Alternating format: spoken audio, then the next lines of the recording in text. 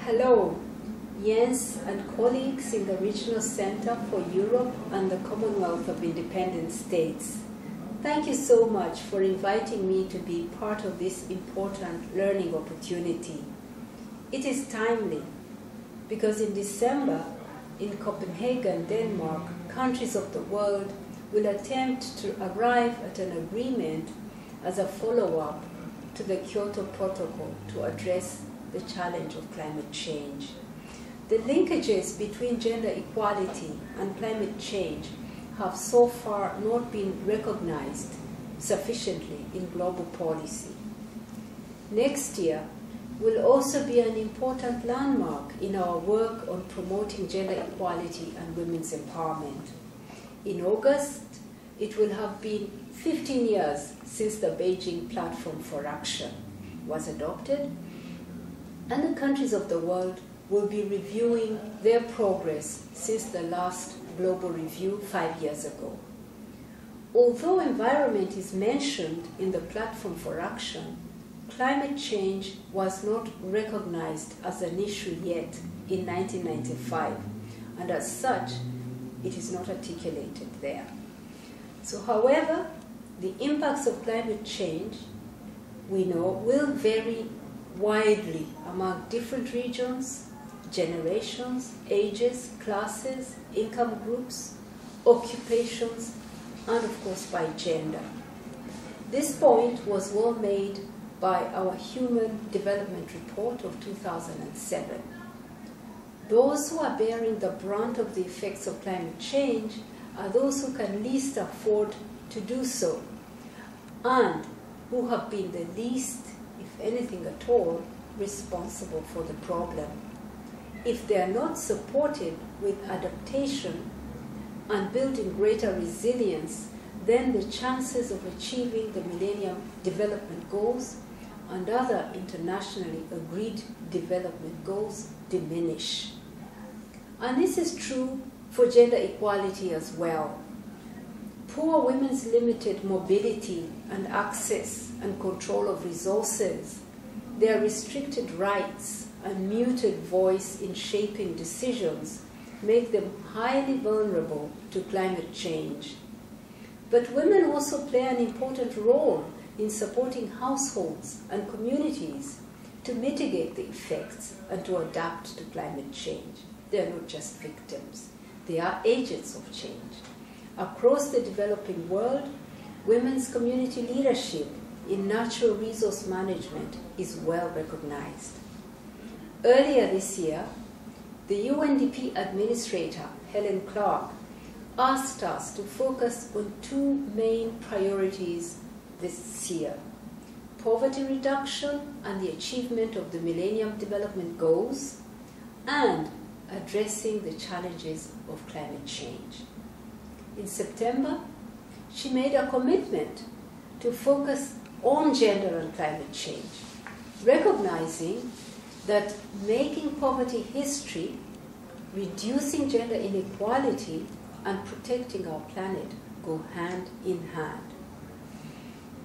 To support developing countries to deal with climate change, UNDP focuses on three things. First, we help developing countries to put in place what people need for a decent life, because reducing poverty and fighting climate change go hand in hand. Secondly, we help poor men and women to adapt to climate change, from the poor farmer who wants to grow more resilient crops to the family whose home has just been destroyed by a flood. Third, we strengthen the capacity of developing countries to change their path towards a low-carbon future, because climate change demands that we grow in a different way. During the high-level summit on climate change in September, the UN Secretary General underscored the importance of addressing women's vulnerability and taking into account their specific contribution to adaptation and mitigation. UNDP is now working to ensure that this recognition by the Secretary General is also reflected within global policy, starting with the outcome document from the Copenhagen process. One important aspect of this work is to facilitate women's equal participation in the ongoing negotiations so that their needs, perspectives, and their expertise are equally taken into account. I'm happy to tell you that we have been working to orient policymakers and government delegates at the negotiations on the gendered aspects of climate change. And we have also been bringing women from grassroots organizations, from national organizations, to come and participate and engage their governments in this very important global process.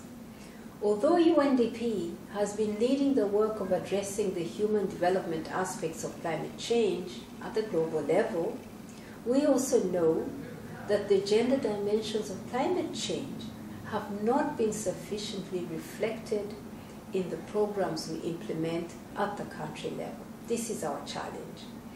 In order to strengthen our own capacity to do so, we need to step up our learning efforts. This kind of cross-practice workshop provides us with the possibility to deepen our understanding of the complex nexus between climate change, poverty, and inequality.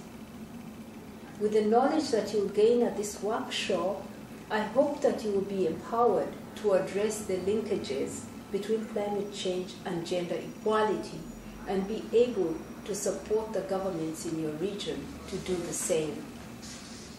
Sealing a new climate change agreement will require unwavering political will from government leaders. But the actual change on the ground will require efforts from all stakeholders, including us, the people at UNDP. Here at the Bureau for Development Policy, my colleague Viela van der Weerd, head of the Energy and Environment Group, and myself stand ready to support you, and we invite you to continue your learning and be part of the community of practice that we work together in. I congratulate you and wish you a successful learning workshop. Thanks.